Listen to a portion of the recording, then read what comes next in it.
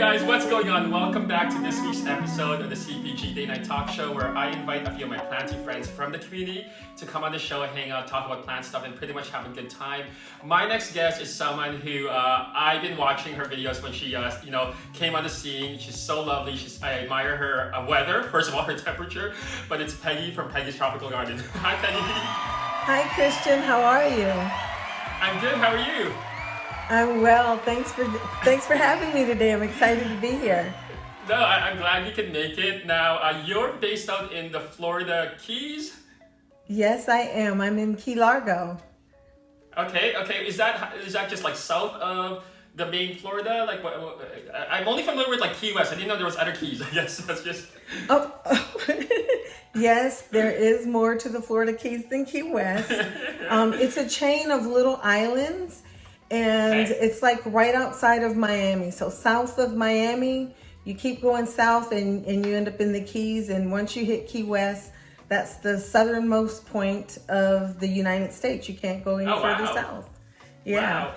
And the one thing I always, whenever I watch your videos, what I admire about it is, first of all, the amazing plants, because it seems like you got the perfect temperature, humidity level to kind of care not only for your plants indoors, but also outdoors. Like you have both an indoor-outdoor garden, right?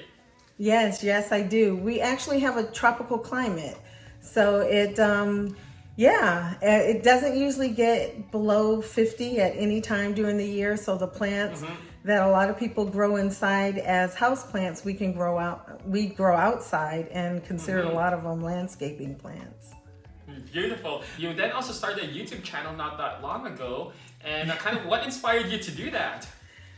Actually, my kids inspired me to do that. I'm an empty nester. Yeah, I'm an empty nester. Both of my kids are grown and doing their own thing. And I was always looking at YouTube plant videos, looking at your channel. Thank you. Like all of us at one point were.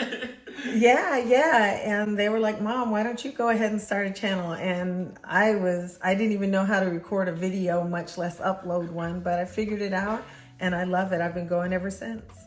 Good for you. It's inspiring hearing stories like that.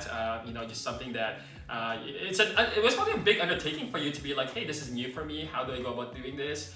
And the fact that you did it, I think is really cool and really awesome. And like I said, when I first saw your video, because we Harley and I were talking about that there's a few of us who are like the OGs, and there's like a new group of people who's up and comer, and you being one of them. A lot of our commenters were like, get Peggy on the show, and I'm like, of course I love your tours because they're so serene. Like when walking through your garden and just like the water, just so relaxing, right? And kind of like what's kind of your inspiration to do you have a certain style or theme for your YouTube channel? Because or kind of what can we find there? Well, pretty much, I don't know. I like tropical plants, definitely. I started off in orchids and succulents, and then I just kind of evolved into the house plants because I found out that, a lot of things I was growing out in the yard are considered house plants in a lot of areas. So then I wanted to try growing them inside. And that's one of my favorite things to do is kind of have one inside, one outside, and learn lessons from how things kind of grow naturally and then incorporate that into my indoor house plants. What's your favorite house plant right now? Right now, I have to say it's my Ep5 Albo. I was able to get one of those. Wow, nice. Yeah. Wow. I assume accessing a lot of these plants, because I've seen some of your unboxing as well too.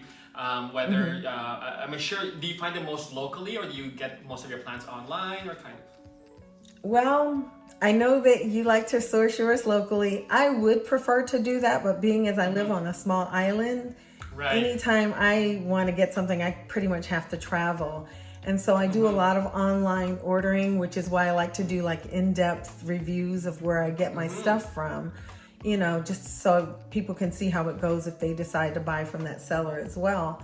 But yeah, I'm doing a lot of online sourcing, and I've recently branched out into, overseas, Thailand, Indonesia, and like that. So Yeah. I think it's great that you do like full in-depth reviews of it, because I was just talking to Pam, who is also I had her on the show as well too, and we were just talking about like online sellers. You know, there's some good ones, there's some not so good ones, and I think the fact that you kind of highlight and give your honest review on it, I think is important for a lot of our viewers and audience who is considering trying to purchase something online. You know, especially if they live a little bit more remotely and not necessarily have access to those types of plants locally, right? So I think that's great. Right.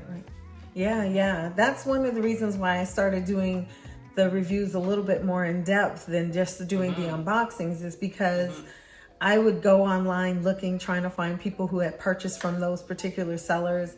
And, you know, I want to know what the process was, how the small things went, you know, before I go out there, because I know we've all had some great experiences, but we've also had some, you know, kind of dicey ones too. So, yeah. Absolutely. What's kind of your most recent plant mistakes? Like something that you kind of made a mistake on, it's just not doing so well? It's a very sore subject, Christian. I'm sure it is. Trust me, I've also done it as well too. Oh my goodness. I recently purchased, I guess it's been about 3 months now, I purchased a Monstera Albo cutting. Oh, and okay. You know where this is going. It didn't go well. I ended up rotting it because it really didn't have a pronounced node or anything like that. And it probably was a cutting that should not have been sold. But I went on with it, and didn't end well. And you know what those cost. So yes. So first of all, I feel your pain. I am, I'm looking at my elbow right now, and I was like, I don't think this is looking good, so I might need to transfer it to water to try and save it. But I think you just you touched something that, Pam and I were just talking about, that sellers selling plants and those that probably should have been sold in the first place. And I think as audience of your channels and your view, I think that's important for you guys to consider, is to be very, very careful on kind of like where you guys get these plants. But I'm sure that was probably heartbreaking for you. And it was devastating. I certainly had never paid anything like that for a cutting. And it made me sick. Oh man. Were you able to at least talk to the seller, or how, what's the next stage of it right now? Are you looking to get another one? Well, I actually have already purchased another one, but I didn't go cutting this time. I went on and got a rooted plant and figured that, I was better off that way. Sometimes it is better to just hold off, save up, get the rooted plant, something that you can work with a little bit better. But that cutting, that was a sad situation. It will absolutely, especially if you also may not have experience growing cuttings. Like I know, with my melanochrysum right now, I call them melanocrysis because it's still going through our crisis mode. But it was a well-rooted plant. It started to drop leaves, and I was debating if I was just gonna cut every node and then just try and propagate and whatnot. But I'm like, okay, let me do this in half. I was air layering one of them, so it's rooted well, and now I'm just kind of monitoring it. But I think it's important for you to also consider, factor in your level of experience to know if you should probably get a cutting or a well-rooted plant, depending on actually, what you're trying to achieve from it. But no, I feel for you. So, well, glad to hear that you got another Albo, because we know Albo is a very sought-after plant right now. Yes. But what's been one of your most houseplant success stories then? I would have to say one of the most rewarding ones was the Philodendron hostatum. There was the silver sword. There's just something about that plant. When I saw it, I was like, oh, I got to get one of these, I got it, and it was beautiful. And it just, within a couple of days, it was looking pitiful. I had heard that it was kind of finicky, but I was like, oh, I can do this. It's a philodendron, And they are not all the same. Some are, for the most part, philodendrons are easy plants, But I'm going to disagree with that one, but oh, no. Well, for me, in my experience. I was going to say, to your point, is they're usually easy, but this one in particular is giving you a bit of problems. Definitely was a little fussy. I'd heard that it was a little bit fussy. Finally, I got kind of frustrated with it. I did everything I could for it, sat it on my kitchen counter, ignored it, and then one day I noticed it had a new leaf coming. The leaves were sitting up. It was nice and perky, and we've been friends ever since. And there it's you just go. really been putting out leaves. Yes, we're getting along well, very well. That is now, amazing. so. Beautiful. That Yeah. see, there are a lot of success stories, and I would say more so than probably bad experiences and bad stories. I would say. So, who has been kind of your plant crush? Someone you see the community who's got like amazing plants, or just a great person and whatnot. Like who would you some of the people you have a crush on? Okay. I have to say Jimmy, Legends of Monstera. Right. Yes, I've seen his love videos. his channel. Yeah, love his channels, love his Monsteras, love his. We have a lot of the same taste in plants, and like the shingling plants and things like that. I really like those, and he has a lot of those. So I enjoy his channel a lot. And then I like looking at a lot of smaller YouTube channels. Suzette's Garden. I love her channel. She's just, her channel's a lot like mine, I kind of think. She's very laid back. She's been growing plants though for years and years. And are you familiar with her channel? Suzette's Garden? No, I haven't. Oh, I haven't you yet, need to check her out. If you name a plant, Okay. she has it. I mean, she has everything. And yeah, and we get to going back and forth in the comments. She subscribes to my channel. That's I awesome. subscribe to hers. And yeah, just anytime I want to know something, I just have to go on her channel because she probably has a video on it. That is awesome. So, that is awesome. I think that's great, about, because we were just talking about how the community is a growing community, and, whether you're more of an OG or more of a new and up-and-comer, and I think it's amazing that there's so much support of each other's, like, content or each other's channel, because there is a space for everyone, and I think, like, the vibe that you give is that very chill, laid-back approach, which, very relaxing to watch, so. Yeah. I got some Houseplant Truths questions, so, you can. All right. So, have you and your husband fought over a plant? Absolutely not. We have Okay, never. nice. He is so supportive. Awesome. My husband will go as far as, if he's stopping at Home Depot or something, he will do a FaceTime with me and go through the plants and show them to me. And yeah, he's 100% That is love. That is love right supportive. there. Yeah, That is good. I got a good guy. Do you prefer trailing or climbing plants? Trailing or climbing? I don't have a lot of climbing plants. I have a lot of trailing plants, but lately I have been getting a lot of moss poles and putting them in there. So I want some climbing plants. So I'm working on it. I'm working on getting to love the climbing plants, but definitely trailing right now. Okay. Are you a team philodendron or team anthurium? Team philodendron all the way. There you go. Do you have a plan for our plant show and tell? Absolutely. I have a plant. Ooh. In fact, it's the plant I just mentioned. Now, I know a lot of people have these big, beautiful plants, and I'm coming with mine. It's still propagating, but it's That my is beautiful. Ep5 Albo, and she's only got 3 leaves, but Oh wow, they're huge. look at that. Those leaves Yeah, are and huge. it already has the fenestrations in it and everything, so I'm really excited. It was kind of wonky. It was on a long stem. So I did, like you were speaking of earlier, I cut that up into nodes. So hopefully I will have some more. Nice. But so this one is rooting right now. I So, and I'm see that you doing have it in Leca. I do. It's funny. I haven't done a lot of houseplants in Leca. I traditionally have always done my orchids in Leca.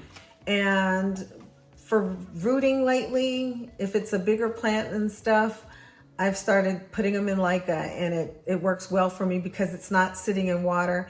After that whole root rot thing from the elbow, I'm scared of water right now.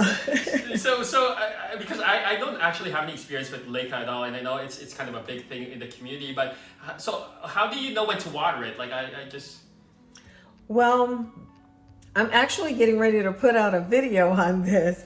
But Okay. with mine, yeah, you can tell when you need to water it. And I have drainage holes that I drilled into my glass.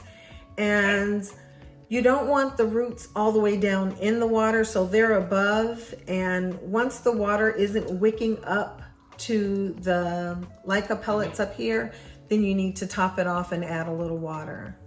Okay, interesting. So a lot more successful, obviously rooting them in Leca than weathered soil. Would you say a lot more successful than sphagnum moss? Have you done like rooting in sphagnum moss?